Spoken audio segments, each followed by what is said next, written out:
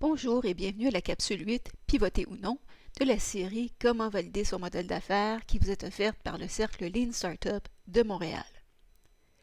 D'abord, qu'est-ce qu'un pivot? Techniquement, un pivot, c'est une rotation sur un axe qui est fixe. Dans le cas de la startup, l'axe représente la mission de l'entreprise.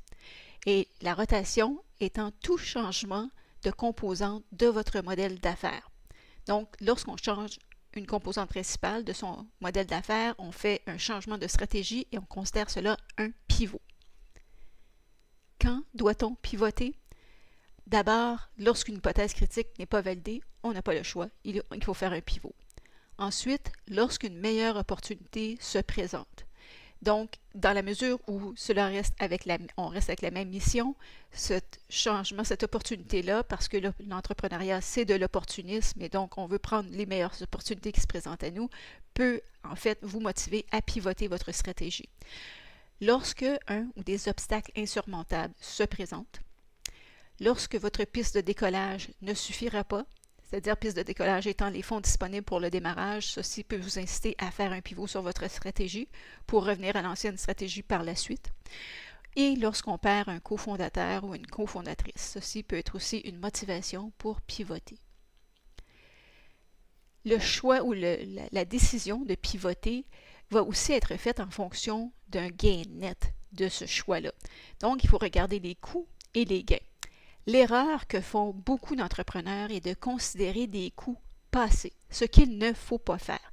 Donc, tous les frais qui ont déjà été engagés par la stratégie ou le temps et les ressources passées sur l'ancienne stratégie ne doivent pas être considérés dans nos calculs.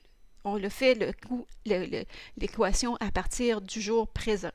Donc, aussi les démotivations possibles de l'équipe, ce qui arrive lorsqu'on a une grande équipe qui a mis beaucoup d'efforts sur une stratégie passée, ou même on pense qu'il y a possiblement une perte de crédibilité envers nos investisseurs, il faut passer autre que ça. Soit dit en passant, si vous faites un pivot et que vous apportez la nouvelle à vos investisseurs, il faut leur expliquer le raisonnement financier derrière votre pivot. Non seulement ne perdrez-vous pas votre crédibilité, mais votre investisseur sera très fier de vous et verra en vous une maturité entrepreneuriale. Les seuls coûts, en fait, qu'il faut regarder, ce sont les frais associés à appliquer la nouvelle stratégie. Quant aux gains, on va regarder aux pertes futures non réalisées de notre ancienne stratégie, les gains additionnels de la nouvelle stratégie et la pérennité de notre start-up, c'est-à-dire si notre start-up est à risque de ne pas survivre, c'est clair que s'il fait partie des gains à considérer. Quel serait un exemple de pivot? Un exemple, avant, si notre mission était de fournir la meilleure nutrition pour la meilleure valeur aux professionnels et que notre modèle d'affaires initial était directement de viser les professionnels eux-mêmes via un service de repas congelés en ligne, et que suite à des expériences que nous avons faites, nous n'avons pas validé le fait que les professionnels veulent acheter leur repas en ligne, alors on va faire un pivot tout en conservant la même mission. On va possiblement aller chercher, voir des entreprises plutôt, pour nourrir leurs employés et leur offrir des repas congelés via un service de livraison prêt à mettre au micro-ondes. Que faut-il retenir de cette capsule? On conserve sa mission durant un pivot. Un pivot, c'est un changement important dans notre stratégie d'affaires. Pour décider si on fait un pivot ou non, il faut évaluer les coûts associés au pivot tout en ne prenant pas compte les coûts passés. Si vous aimeriez avoir accès à plus de contenu du Cercle Lean Startup de Montréal, vous pouvez visiter notre plateforme PayHip.